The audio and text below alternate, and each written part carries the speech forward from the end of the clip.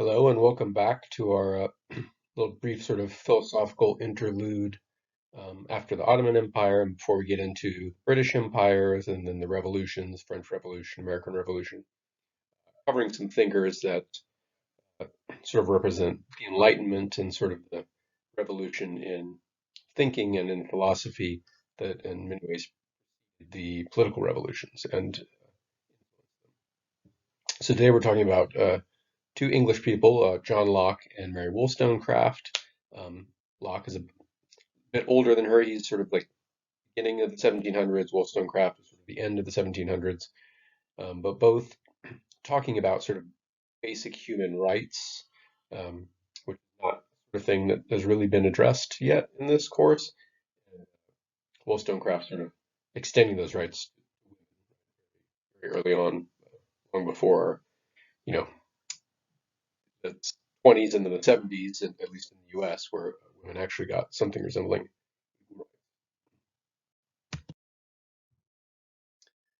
So Locke was English. He was a Protestant. Remember this is the era of you know constant strife between Protestants and Catholics. So he was Protestant. He lived sort of late 1600s, early 1700s. Brilliant guy, polymath. He was trained in medicine, worked as a physician, but also wrote extensively in philosophy. He's still discussed in philosophy of mind and in political philosophy. Um, his philosophical approach was that he was an empiricist, which contrasts with Descartes, who we spoke about in the last lecture. Descartes was a rationalist who thought you can only really know things through reasoning and logic. Locke thought, no, you're born with more or less a blank slate in your mind, and any information you have, any thoughts, any ideas, any knowledge comes in through the senses. His political philosophy, which we'll be discussing, is contained in his two treatises of government, and you just read a few passages from that book. So Locke wants to talk about sort of by what authority um, humans can be sort of forced to do anything against their will, right? So have we find ourselves in this situation where we're all sort of members, citizens, or otherwise of a state. There are people in power that have authority over us, authority of life and death in some cases. Um, and Locke wants to investigate where that authority might come from. He starts out by saying, well, it can't be a divine mandate, right? Or it can't be inheritance through God. We've seen some emperors have claimed, right, that they're chosen by God or somehow are a god. So Locke's working within a Christian tradition, right? He says, look, there's nothing in the Bible that's God giving any human, like for example, Adam, who would have been the first human, any authority over any other humans, apart from maybe his children, right? And even if that was sort of implicitly the case, uh, we don't have any record of like the line of succession of that authority from Adam. Like if Adam was sort of the king of humanity just in virtue of being first, then was his eldest son then the next king and so on. Um, Even if that were the case, we have no record of it. So any of our current rulers can't claim that they are sort of in that like, line of succession from um, technically, according to the Bible, we're all descended from Adam. The idea is there are multiple sons, and as it branches, there would have to be one line of succession, right? And the ruler would have to claim to be in that line. There's no way that could be known or proven. Another possibility is that whatever authority a ruler happens to have um, is just taken by violence, and it's just strongest wins, right? Um, Maybe, but in that case, Locke says, okay, then basically human society is not really any different from wolf society or ape society. Um, Meanest and the biggest and the strongest takes what they can, right? And I don't know, I might sometimes be inclined to say, yeah, that's exactly how it works. But Locke dismisses that, right? And he says, no, he has another account of how political authority comes about. So to begin with, Locke distinguishes the sort of power that he wants to talk about, political power, um, as the sort of power a ruler has over his or her subjects. Um, this is contrasted with the sorts of power that, for example, a father has over his children, the power of a master has over a servant or over a slave, and in typically sexist language, the authority a husband has over his wife, right? Um, in contrast to these, political power he defines as the right to inflict death, right? And in virtue of that power to inflict death, therefore to inflict any punishment below that, right? Because ultimately, if I say okay, I have the authority to put you in prison for 2 years, implicit behind that is if you refuse and if you fight me and you keep fighting me, I will kill you, right? Um, so political power is that authority, right, of life and death over people. And in virtue of that life and death authority, the authority to do other things like lock them up. But all of that can only be in the service of the public good, right? It's not an absolute power. Um, and that's quite different, right, from the way political power has been understood by many of the emperors that we've studied. Right? In those cases, it was absolute political power. Right? Often the emperors could, yeah, kill whoever they wanted, whether or not it was in the service of the public good. So Locke talks about a state of nature, right? And he says this is the original state of humans before there were any countries, right, before there were any states. Um, he's sort of implicitly borrowing from Thomas Hobbes, who also describes a state of nature. But they both approach it quite differently. So this is sort of a mythical state. No one knows, right, what it was like because all of the records we have, the earliest records we have, are like from, Sumerians who were a civilization. We don't have any direct evidence of humans before there were governments, right? Um, but nonetheless, he thinks that that state was one of perfect freedom and equality. Now, he doesn't mean that it was a perfect situation and then there was never any violence or anything, but he means in terms of um, your freedoms, you were free to do whatever you wanted to do. You were not constrained by any laws or anything like that. Um, he also thinks that humans were basically equal. And he quotes another author, Hooker, who claims that this quality is just self-evident. It's not immediately self-evident. It would have been helpful if Locke had given us a little more explanation of what he means by this equality, because obviously, some humans are stronger than others, some humans are smarter than others, so not every human is completely equal to every other human. Now, Hobbes has his own approach to this question of equality, and he Hobbes concedes that you know, given human can be stronger than another, but we're like roughly equal. Like we're equal enough that even if one other human is like especially strong, two or three of us could get together and take him down, right?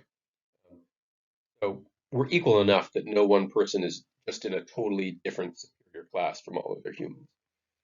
Maybe that's what Locke means. I don't know, he might mean something slightly different. Locke, as with all of these uh, early modern thinkers, are often difficult to but at any rate, we'll move on. Uh, so he seems to think, right, that our freedom in the state of nature is only limited by what he calls the law of nature. And the law of nature includes the laws of reason. Um, so laws of logic and things like that, in addition, right? Um, and he thinks that anyone who's reasonable will come to the conclusion that it is wrong to harm another human, as each human is created by God, right? So apparently anyone who's rational would also come to the conclusion that God exists. This was a common belief among, thinkers from Thomas Aquinas on to even Descartes offers some proofs of the existence of God. Um, so this premise, right, is that since everyone was created by God, then it's going to be obvious that harming other humans is wrong. I, Nowadays, not everyone is going to accept that because they're not going to accept that God exists, and they're not going to necessarily accept that harming is wrong, right? Um, but back over to Hobbes, right? Hobbes doesn't use the God approach. Hobbes says, look, the reason we don't kill each other is not because we all innately know it's wrong. The reason we don't kill each other is because we realize that we don't want to have to sleep with one eye open every night, wondering if we're going to be killed, right? And so we all get together, we form a contract, and we agree, hey, let's all agree, I won't kill you, you don't kill me, and now we can both get some sleep and maybe get something done in our lives, right? So that's Hobbes' approach. Locke has a different approach. He seems to think that it's just self-evident from the start that you don't kill another human and don't harm them.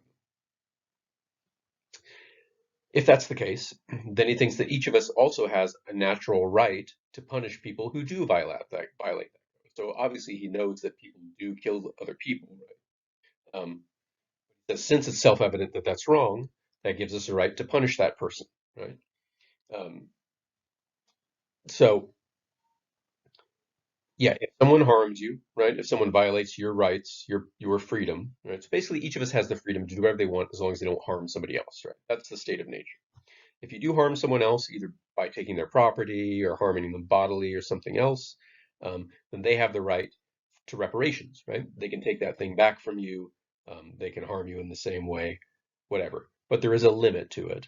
You can't just do anything you want to a criminal, right? If someone steals your bike, you don't get to kill them, right?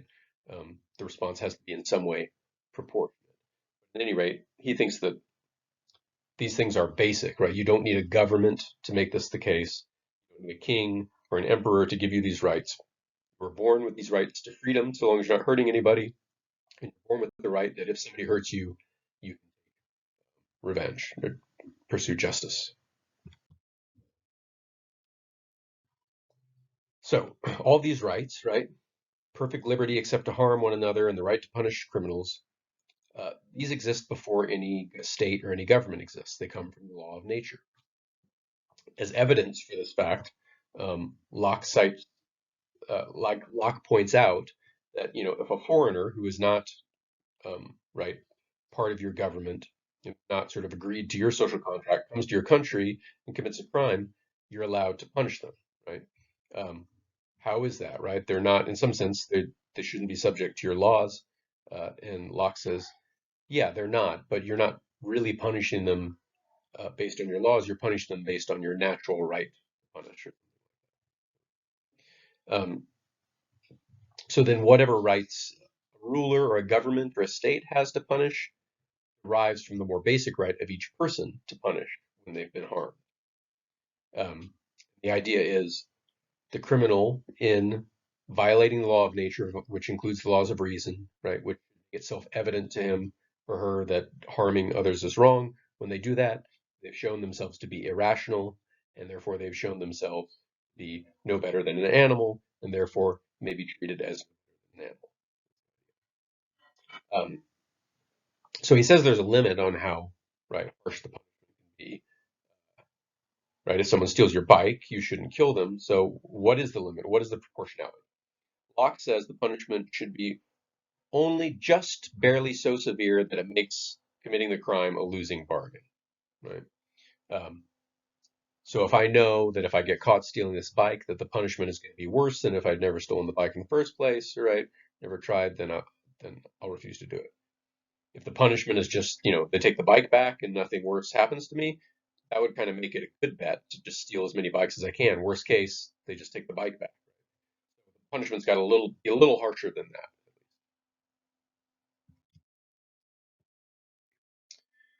Okay, so why do we need a government to do the punishing, right? If each one of us has a right to punish wrongdoers, why don't we just keep it like that? Well, Locke says people are not perfect, right? So if you've been wronged, you're going to tend to be in a state of rage or jealousy or anger, right? And your punishment is going to be probably too harsh, disproportionate. Maybe you'll be inclined to punish even when punishment is not deserved, right? Say someone, whatever, someone steals your girlfriend, that's not really a punishable offense, right? If she chose to go, date someone else instead, but you're going to feel like you want to punish somebody. So we kind of take that power out of people and put it in the government because the government can punish more consistently, right, than nature will allow. Um, Notice that according to Locke's system, kings shouldn't be in the punishing business either, right? Because kings are humans, they're fallible, they're also subject to jealousy and rage, right? So a king can be make the same mistake, right? The king gets jealous of somebody or feels slighted by somebody and will be inclined to punish them even when it's unjust, right? So, and it's even worse really in the case of the monarch, because if a monarch punishes unjustly and thus does a harm that deserves punishment, no one can punish the monarch. So really, kings shouldn't be the source of law, right? It it should be in some sort of like, a Congress or something like that.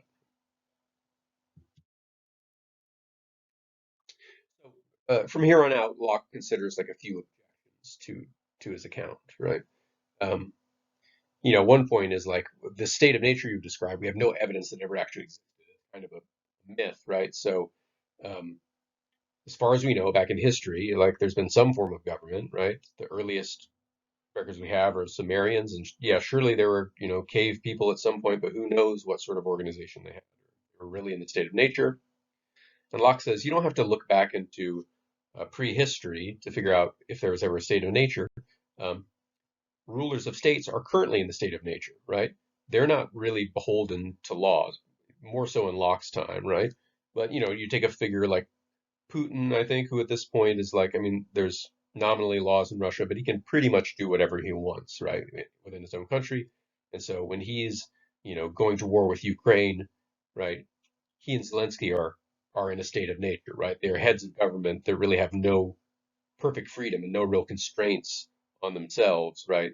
And and they're interacting with another in a state of nature. Um,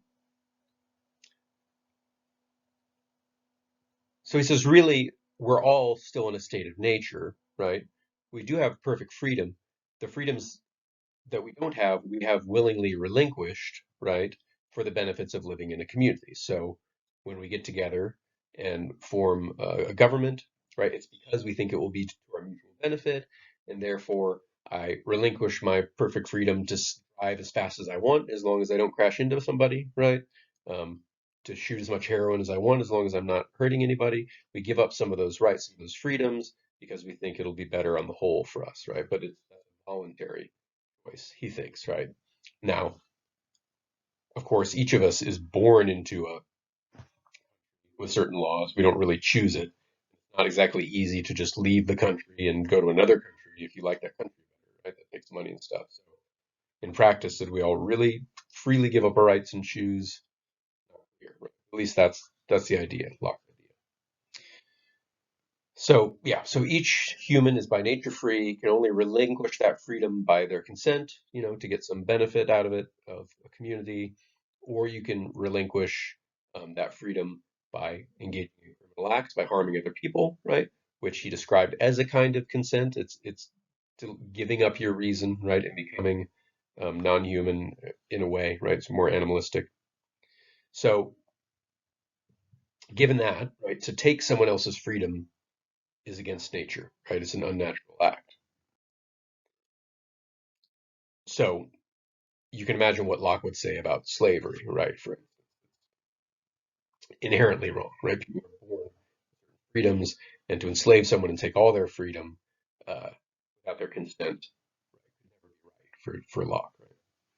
So Locke had a big influence on the United States, on the founders of the United States. Not enough influence that they gave up on slavery right away, right?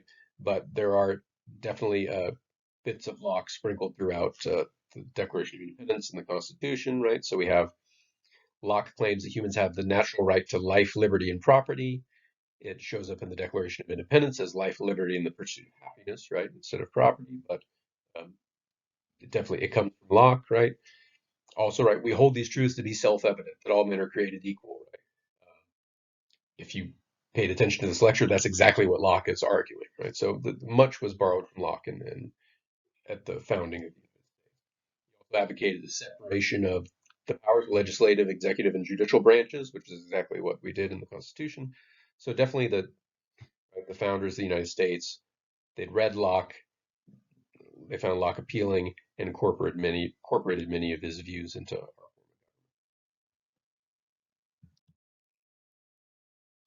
All right, so now moving on a little bit later, Mary Wollstonecraft um, sort of applies some of Locke's, if you read Locke, uh, there's nothing about his reasoning that would seem to suggest that, oh, but none of this counts for women, right?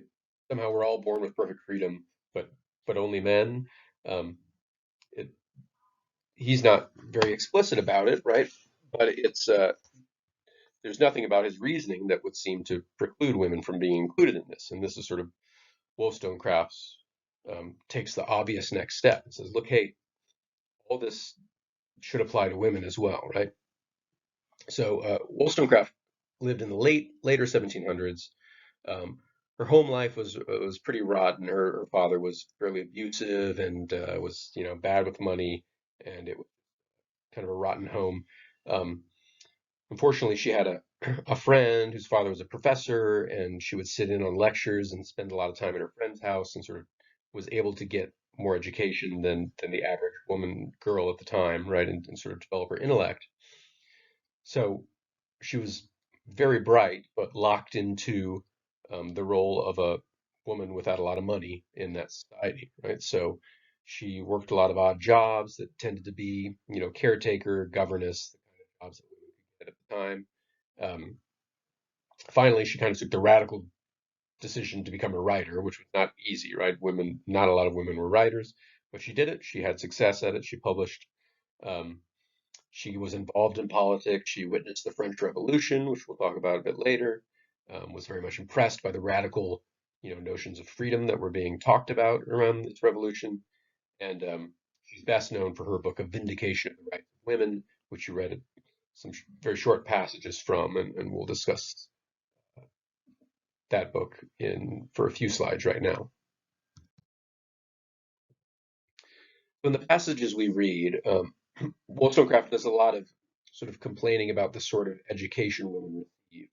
Um, and it's assumed in her society that women get a different sort of education because they're incapable of the same sort of intellect as men, right?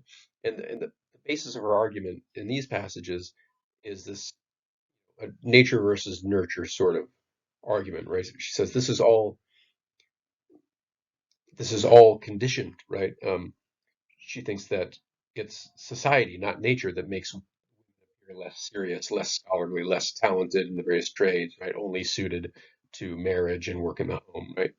Um, you'll notice throughout the passages that Wollstonecraft fairly speaks fairly derisively of traditional feminine attributes and values. She seems to think that those are all pretty rotten, and she really kind of wishes women were more masculine in every sense, right? So um, often not the way feminists necessarily think these days, right? But in a certain, she's reacting to a situation, right? So says, look, our society just trains women to be beautiful and pleasing to men. They're not even allowed to develop their natural abilities, right? If they were, they would be equal to men. Right? She says, yes, of course, on average, women are not as strong as men, right? Um, but she argues that that one difference, right, has been used by men to limit all the women's other abilities, right? Because they're stronger, physically restrain them and keep them in of serving men, but intellectually there's no difference.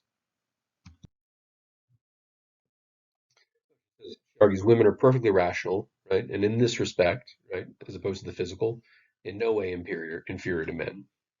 This is what's happened in our society is that all of the good things about humanity, all the human virtues, have been equated with masculinity, rationality, uh, right, political activity, and industriousness, and so on.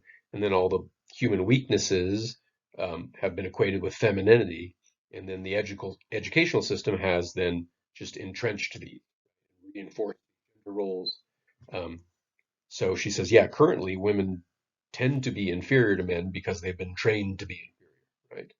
So she says, let's women be more masculine. When we mean all the good stuff, right? Rational and politically engaged. So basically, right, she takes the premises of Locke and just simply explicitly extends them to the other half of humanity, right? Women. If all humans are born free in a state of nature, their liberty can only be limited by their free choice to join a commonwealth, then like why should women be? They're not, you know, the one thing that I don't think Locke says explicitly. It's possible he does because there's um, just implicit and explicit sexism sprinkled all throughout, right? Early modern writing. So I can't say for sure that Locke never says anything, but someone from the time would probably say that all these rights and stuff don't apply to women because they're intellectually inferior. And Wollstonecraft here is saying absolutely not. They're not intellectually inferior. They might appear to be because they've been conditioned by society to appear that way. Not. And if they are not, right, if women are the rational equals of men, then all these rights should apply to them as well. Which means, women should have a free choice. Uh, and if they're allowed these rights and these choices, and they don't have their development stunted by a society that wants to limit them to being just companions to men, it'll become obvious that they're equal to men in the industry, all those things. So, far too quick a treatment of Mary Wollstonecraft. I would love to spend more time on her, but hopefully that's enough to get you a taste of the sorts of ideas that are coming around in the 1700s. Uh, Very different, right, than ideas that were around in even ancient Greece, right, where philosophies, sort of Western philosophy began. It would never occur to them that women deserved equal rights, right? Um, so, keep this in mind as a backdrop when we get into the French Revolution, the American Revolution later on, and I will see you next time.